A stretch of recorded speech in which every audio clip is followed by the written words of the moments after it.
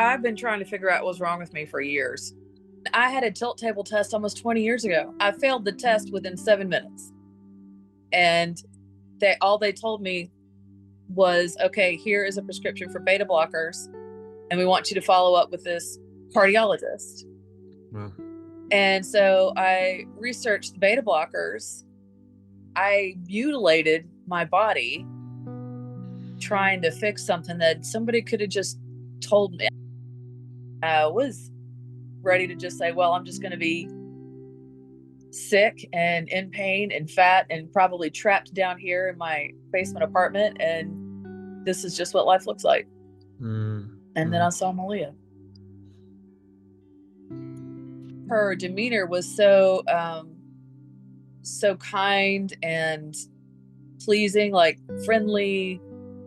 I was like, whoa, wow, I can relate to every single thing she's saying. Like magic, once I started the protocol, I realized that when I woke up, I was waking up bright-eyed and bushy-tailed. I could eat without bloating or feeling uncomfortable. Amazing. First time in my whole entire memory. And the pain in my legs, I still have periodically, but the episodes are going further and further apart. And the last 2 episodes I had, I didn't have to use the cane. It really seems like it right when you're ready to just accept being fat and sick and tired, that something comes through. It's like God opens a door. My message is, don't give up. Hey, Caroline. Thank you very much for joining me. Yeah, I would love to learn a little bit more about your experience going through our program. What initially led you to consider the program? Oh, I've been trying to figure out what's wrong with me for years. Uh, and never got an answer that addressed everything or made sense to me. And I had been doing carnivore for about a year when I started with you guys, and I could not carnivore any harder. And it just wasn't, I was just grossly disappointed because I really couldn't think of anything else to do. And I still followed the carnivore channels on YouTube, and I saw Malia. I saw her with Carrie on Homestead How. And as soon as I saw, and here's the thing, I wasn't even watching Homestead How anymore because he had nothing. What he does is he does all these success story interviews, people who have healed all kinds of stuff that are just, their stories are amazing. Yeah. And I got tired of listening to it. Yeah. So he wasn't even really on my radar anymore, but it popped up in my feed, and I don't know what it was about her that made me click on the video anyway. But her demeanor was so kind and pleasing, like friendly. I just stuck with it, and the more I listened to her, the more I was like, whoa, wow, I can relate to every single thing she's saying. And so I started binging it, and I found his other interviews with her, and I found her somewhere else in some shorter, and that's all I could find. But it was her talking about your foundation that led me to start looking into it. And when I looked at the list of symptoms, my eyes popped out of my head. It was like I checked off all but 2, and I can't remember what 2 those were. But and then I saw that one of the diagnostic tools is a tilt table test. And I had a tilt table test almost 20 years ago. Wow. They didn't tell me what they were looking for. I didn't know what they were looking for. I just knew I was passing out fairly regularly. And I failed the test within 7 minutes. And they told me was, okay, here is a prescription for beta blockers, and we want you to follow up with this cardiologist. Wow. And so I researched the beta blockers and looked at the side effects, and I was like, I'm not doing this. And I never went back. Amazing. Had no idea what that could indicate. Just amazing. So they didn't give you any indication of POTS, dysautonomia, nervous system, or anything like that. They just gave you None some of instructions. none of those words. The first time I heard those words were from you guys. Wow. Yeah. I remember when I got diagnosed with lupus and I got handed a big box of steroids and a booklet almost as big as the box of the side effects, and I looked it up and I'm like, God, are these my options here? Right. Exactly. Yeah, Exactly. This wasn't worth it. I yeah. actually ended up having a uterine ablation because trying to stop the passing out. Wow. And my menstrual cycle had gotten very, very heavy. So my gynecologist was just like, well, let's just do an ablation. You're too young for a hysterectomy. I don't want to put you on hormones. Wow. But and so I mutilated my body trying to fix something that somebody could have just told me. Anyway, I can't dwell Yeah. on that. I can't. Yeah. No, yeah, we're on the other side now. Well, I would love to dive in a little bit more just about that early stages of the journey, because this is the time where, people can really relate and understand where somebody's at, and like you did with Malia there. So what has sort of been your journey over the last 20 years or so since those early stages, and what sort of symptoms were you experiencing before you joined the program? Um, Nothing really stands out to me because I always just thought it was normal. Mm, But like I've never slept well. I didn't sleep longer than an hour and a half at a time till I was 2 years old. So it's kind of a testament to my parents that they didn't kill me. mm, By the time I was 9, they were taking me to a psychologist to try to figure out why I wouldn't sleep. mm, I could go days without sleep. Um, and then when I did sleep, I could sleep around the clock, like 20, between 12 and probably 16 hours. Um, and always, always wildly tired. I thought heart palpitations were normal. I thought the fact that I was always cold was normal. My blood pressure always hovered right around 80 over 50. Like I just assumed I was, a hair's breadth away from being a hibernator. I just thought I was slow and cold, just slow yeah, and cold, yeah, yeah, yeah, like it's just like a type. yeah.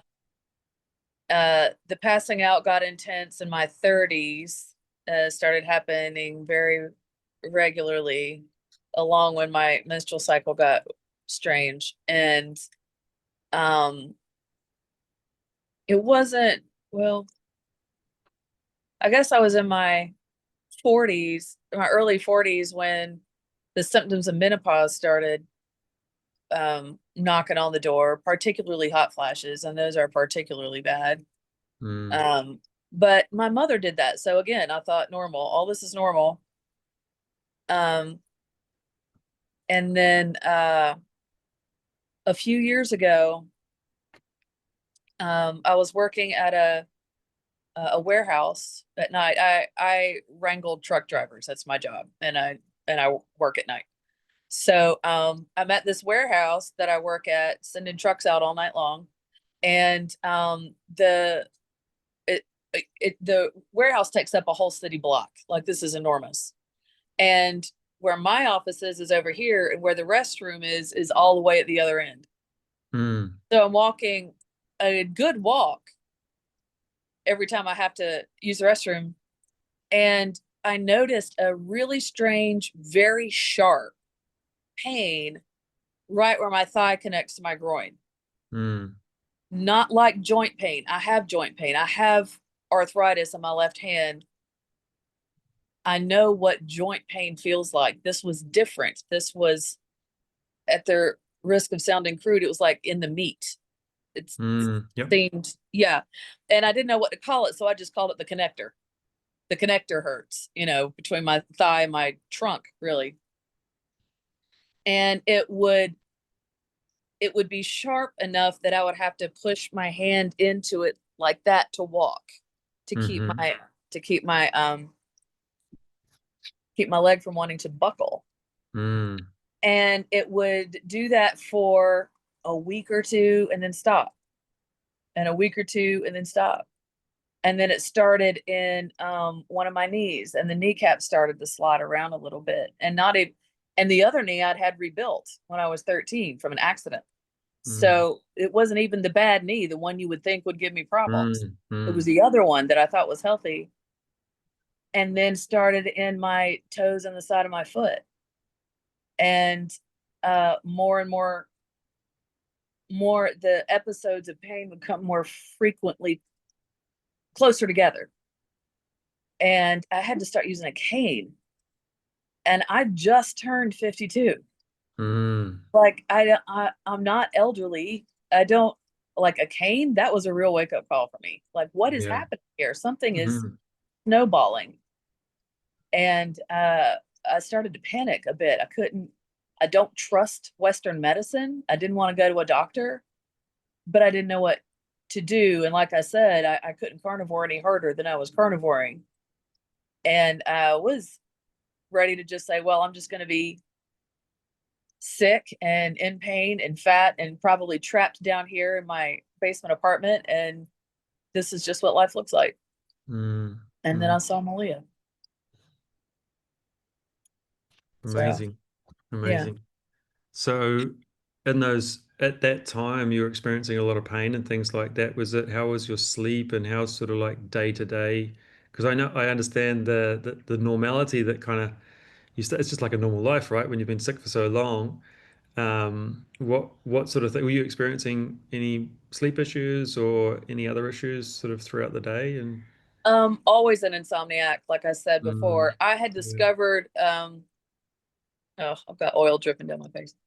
I had discovered a cocktail of melatonin and a CBD gummy together Mm, would make me sleep.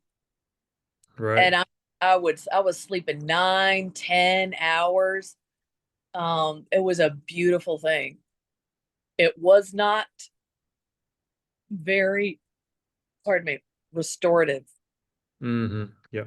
And I didn't know that at the time because I had no frame of reference for restorative sleep, none. Right. So I just thought it's great that I'm asleep for this many hours at one time. Well, I was talking to my boss, and I had been up for like 36 hours. I'd worked my shift and then had to go to Atlanta for training. And he was like, "You going to be okay to work tonight?" And I said, "Oh yeah, I'm fine. I got my gummy, and as soon as I clock out in the morning, I'll sleep. I'll sleep all day long." And he put his arm around me and he kind of pulled me off to the side and he goes, "You know, we get random drug tests." And I knew the drivers get random drug tests. I never heard Mm, this for the office staff. And I was like, "What? No." He goes, "Yeah." mm, He goes, "Yeah. And if your name comes across my desk, I got to do it." He goes, "You can't take the gummies." There mm, it went. The only thing I had ever found mm, that would make me sleep, mm. gone. And that was this past April, May. It was right after I started the program. Okay.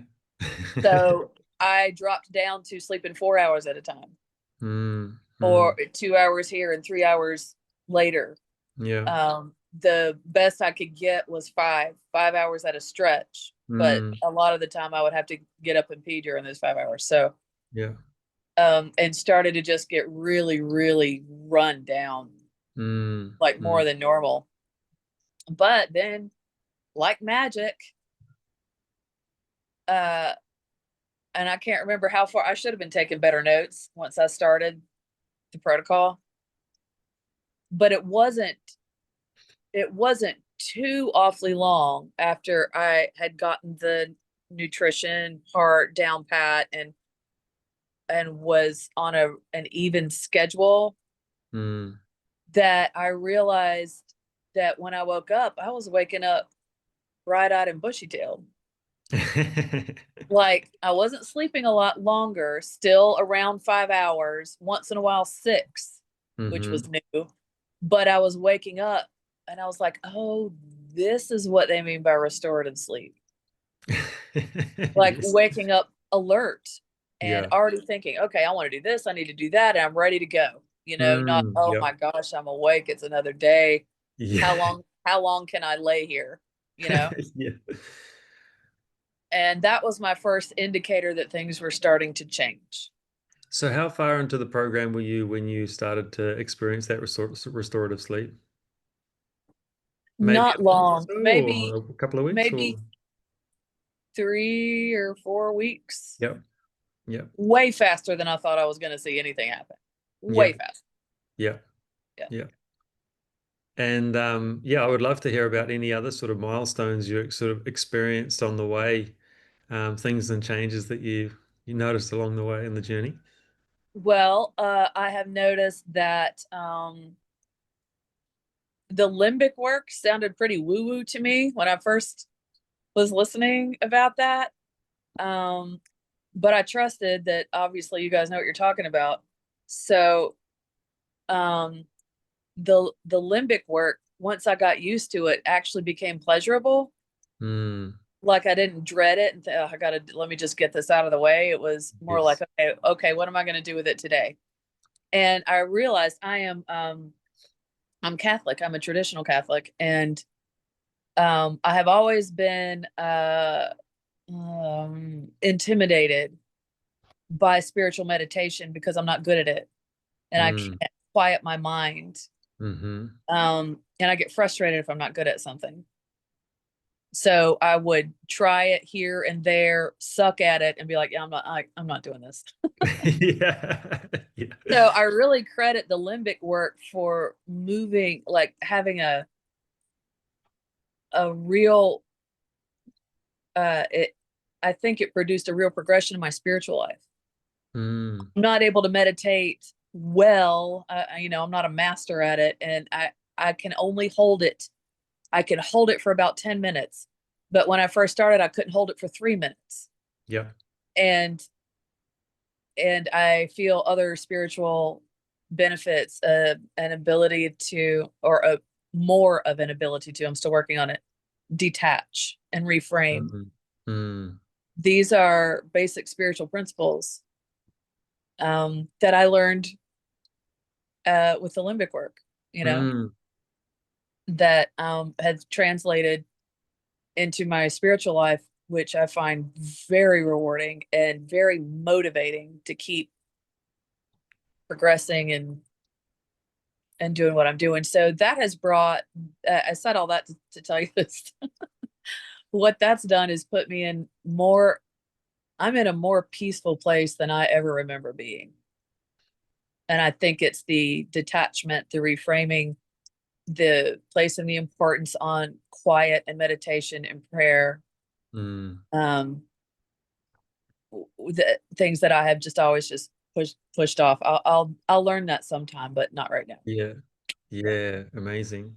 Yeah. So it's gone from probably, I remember when I first started trying to meditate or doing any of these sorts of exercises, I could do maybe a minute, Yeah. maybe a Yeah. minute. And if I did a minute, but I would be observing a very busy mind and it would not slow down, but at least I would observe it for a minute. But it sounds like you've kind of gone from that space to, increasing the moments of quiet kind of in the mind, and then also utilizing some of these tools that we teach of when the mind sort of starts to take over or reacts, and you can kind of feel the nervous system trigger off. You can start to Yes. reframe and Yes. it's kind of view it from a bit of a different angle, almost observe it outside of yourself, Right. I think sometimes as a Yes. oh, what's this Yes. thing entering me sort of thing. And then you can find the peace and calm to observe it. Just observe those things come up. Exactly. Feel it in the body, Exactly. feel it all, but be detached from it. Yeah. I'm not great at it yet, but Yeah. I'm good at identifying and turning around. Amazing. So, and I definitely credit the program for that. Mm, mm, And the pain in my legs, I still have periodically, but the episodes are going further and further apart. And the last two episodes I had, I didn't have to use the cane. mm. So the pain is improving. Oh, and the pain in my elbow and my shoulder, like I haven't had that in 2 months. Amazing. Yeah. I don't think those were as far gone. Those were the last, the pain in that arm had just started this year. So it Yeah. wasn't as far advanced, I think, as what's Yes. probably in my legs. Yeah. Um, Yeah. But there's change there. Oh, and I can eat without bloating or feeling uncomfortable. Amazing. First time in my whole entire memory. Wow. Wow. Yeah. And how is your sleep at the moment? What does that look like most nights? So I am between 5 and 6 hours of sleep now on my Nice. own, not taking Yes. anything. And some of those days, I don't even get up to pee. Amazing. Yeah, Oh yeah, yeah. no. I remember when that happened to me, and I was at probably only 32 or something like that. And then I was like, wait, I didn't get up last night. And I remember at the Yeah. time, I was like, well, I'm 30 something now. Maybe that's just what happens when you get older, you know? And then, but I didn't realize that was, my body was singing out. I thought the same thing. I mean, Yeah. this is what happens when you get older. That doesn't make it normal. Right? Yeah, Who yeah, knew? Who knew? yeah. Well, you're on the journey now of reversing your age. That's kind of the way I feel, like I'm Perfect. 41 now and I have a few friends, family and things like, oh, I'm getting a bit old, I'm getting older. They're starting to feel some creaks and things like that. And I think when you've had prolonged chronic sickness for your whole life and then your symptoms start disappearing, and not only do they disappear, but you start getting kind of healthier than the people around you. And it takes time, of course. But Yeah. for me, I sort of just think, well, I feel like I'm getting younger every day. So it's a nice I feeling. definitely feel younger than I did at the beginning of this year. Yeah, yeah. So for a little context, for everybody, how long have you been in the program? Um, I started May 9th, I think, but Yep. I did not understand what I was told about the nutrition and I was doing it wrong. Mm, So really, I was doing it correctly around the 1st of June. okay. June, Yeah. July, we're in late August now, so coming up 3 months. Yeah. Isn't that phenomenal in 3 months, the amount of change that you can see and how quickly you can see it? I would have never guessed. It's just I would phenomenal. have never guessed. Yeah, carnivore Yeah. by itself didn't do any of this. Amazing. Yeah. Yeah. Was there's lots of things that we're teaching along the way. Were there times there where you thought, oh, I don't know if I can do this? This is too much. I'm not sure if I can stick with the protocol. Yeah. Yeah. Yeah, I don't like soup. I I have never in my life liked soup. Really? So Yeah. when I first realized what she meant by it, I was like, "Oh no. Like I'm going to starve to death. I can't do this." And we talked about deconstructed soup. Yeah. So I started doing that. I drink my broth on the side and there was something I was doing. Oh, I know what I was doing. I was adding eggs. I didn't realize hmm eggs weren't in stage 1. hmm So she took me off eggs, and that's when the bloating and discomfort stopped right there. Like that was the final thing. So, excuse me. Suddenly, I could eat and get up and do stuff, you know, and not feel Right. I got to sit here and digest for a while because I felt all bloated, Right. comfortable. Yeah. Yeah. Yeah. So yeah, that the initial you're going to be drinking broth all day every day was intimidating Mm, because I don't like it. I never have liked broths and soups. mm, But I did figure out the broth and I got it. I have it now at a flavor that I really like. So I'll do like, I got a giant stock pot and I'll do two chickens in there at the same time. And then a pork shoulder and then a chuck roast and shred all the meat and save it, to eat.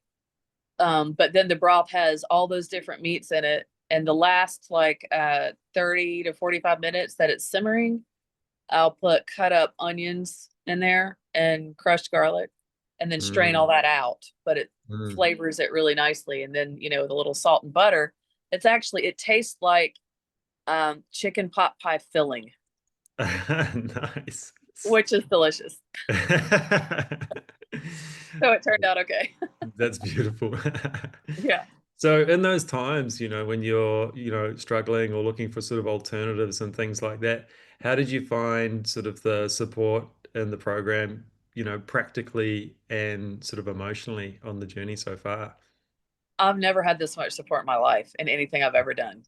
You Mm, know, everybody's family is weird and has its own quirks. Mine was amazingly unsupportive. So I wasn't even looking for that. As a matter of fact, I wasn't quite sure what to do with it at first. I was like, mm, why are they being so nice to me? But it seemed to be genuine, mm, and I actually, because I work third shift, I could never ever attend the calls, the daily calls. Um, so I really only interacted with Karen at first and then Kelsey and Jess. I would go back and watch calls. So I saw, I can't remember what her name was. I saw other practitioners, but I didn't interact with them. mm. Karen or Courtney, maybe. Courtney Courtney, yep. and possibly Karen. I can't remember the other girls. Long, long dark hair. Anyway, All right, maybe cooking. yeah, Yeah. yeah. And I loved Karen right off the bat. And of course, I wasn't there long before she backed down from some of her responsibilities. And so Kelsey and Jess, I'd say I interacted the most with. And I have never been that supported. I mean, they Mm, came from place that not just a place of love and concern, but it seemed genuine. Like they didn't come across as fake, as hmm. putting on a persona because they had to for work. Yeah. It seemed really, really genuine, Mm, mm, which was a little off-putting at first because I didn't quite know what to do with that. Like, interesting. like Yeah. how do I return that type of sentimentality? I don't even know these people. And Mm, that's not what they were looking for. They weren't looking for something in return. Um, so and when I told them what had happened at work and that my financial situation was changing, their very first goal, both of them, was to get me set up for success outside of the program. Um, Instead of like, oh gosh, that's too bad. Well, good luck, yeah. you know. So I have a lot of gratitude for those ladies, a lot. Yeah, they're very beautiful souls. Yeah, Well, I'm very glad to hear that you felt that well supported through the program. It's amazing to see the changes, and you have such a beautiful energy about you. And I love it's to the see the castor smile. oil. I feel like I'm haloed. What, Yeah. I knew ahead of time this will be recorded, but I didn't think of that. And this is so Friday is self-care day. I've Yeah. got my feet in a foot sauna with Epsom salts, and my hair's full of castor oil, and I'll be doing my nails later, and because it's my night off, it's my self-care night. So Perfect, perfect. No, I'm yeah, glad. Well, yeah, thank you for sharing. I mean, it brings a tear to my eye even listening to that because I know from my experience with Kelsey and Jess and just the whole team, the team's just all heart, and they'll do it for nothing, and often they go above and beyond, anything we can afford to pay them through the program. To be honest, they're just amazing. So it's sure. really, really cool to hear that. Um, Considering sort of the transformation you've experienced to date, do you have any message of hope or encouragement to anyone out there that may be going through sort of a similar health journey that you've been on? Yeah, well, it seems in my experience and the what little experience I have speaking with other people, um, it really seems like it right when you're ready to just accept being fat and sick and tired, that something comes through. It's like God opens a door. Mm, Like I said, I had quit watching the channel I saw Malia on. So I guess my message is don't give up. mm, And the whole gratitude journaling, taking stock, like take really good notes because mm, I hadn't even really considered exactly what all changes I had gone through in such a short amount of time till this conversation. mm, You know, mm. so taking really good notes means that you'll be able to help somebody else Yeah. later. Yeah, amazing. It's funny, isn't it, when you get sort of go through the journey? I mean, I think you start out, and for me it was as well when I started to discover some of these things, you start out with a lot of hope and trepidation and things like that. And I think as you go through the journey, it's sometimes hard to identify how many changes occur throughout it. I mean, we've had clients through that couldn't brush their teeth. And, 3 months later, they forgot that they couldn't brush their teeth and, that sort of thing. But Yeah, it's like yeah, really some game-changing things occur, and it doesn't occur to you until sort of later on. You're like, oh, I never used to be able to do that, or this used to be, unachievable before. And slowly the body comes back online, the mind comes back online. yeah, yeah, yeah. That's how I explain it to family and friends that are like, "What are you doing? Like, this Yeah. is a hard factory reset." Yeah. Yeah. Have you noticed any differences at all in the dynamics with your family or friendships or anything like that?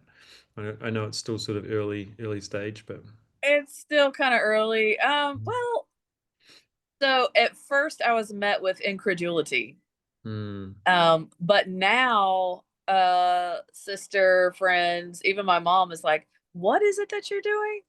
Like now mm, they're not as quick to brush it off or think, "Oh, this is just something else she's trying. She'll be, it's a yeah, stage. Give her 3 months. She'll be doing something different." yeah, Um, Now there's curiosity. There's real curiosity. mm, I've mm, dropped I've dropped some weight, and mm, the you can't tell at this angle, but the inflammation in my face has gone down. I actually have a jawline now, and mm. like there are some subtle changes that people are picking up on, and I guess the sleeping, and I'm not as moody. Yeah, yeah, Less, yeah, you know, I don't lose my temper quickly. Like yeah. just some little things, but they add up. That Little now but huge, the right? people that know me and are watching are like, what Mm, exactly is this again? Where did yeah. you find this? Mm. So That's a beautiful thing. I always wanted to sing and dance about some of the things that I've been learning along the way on my own journey. And when I really found things that started to work, I found that people didn't really want to listen, or they didn't, they've heard it all before, or like whatever it is, he'll be onto something different. But it wasn't until they saw the physical changes, and then just my demeanor and things started to change as well. And I think that happens with a lot of clients. Life becomes a lot more easy, and become a little bit more lighter and a little bit more maybe open-hearted in my experience at least. yeah. And that's when they were like, wait, what's going on here, when they can actually see the physical changes. And I think that's huge, when people are doing the work and they discover the understanding, then actually do the work, because it's a lot of work, it's a lot of discipline required to do these things. But in doing that work, they change themselves, and then that helps elevate those around them, because those around them will start asking questions. Oh, and then you can pass some of the wisdom on to them, and hopefully they'll see a bit more energy and a bit more, open heart, and a bit more less mind and that sort of thing as well. Yeah, that seems to be the case. Yeah. Yeah, that's beautiful. Yeah. Okay, amazing. Well, thank you so much for taking the time. I really, really appreciate it. Is there any other thoughts or anything that you wanted to express before we finish up here? Not really. I wouldn't leave the program if my financial situation hadn't changed. But I did want to let you know that the pricing of the program is not unreasonable. Actually, I think it's a steal for what is given, what's offered, and Mm, all the interaction with all the practitioners and all the support and all the knowledge and all the videos and everything that's you have access to. It's um I think it's wonderful, and I would highly recommend it to anybody.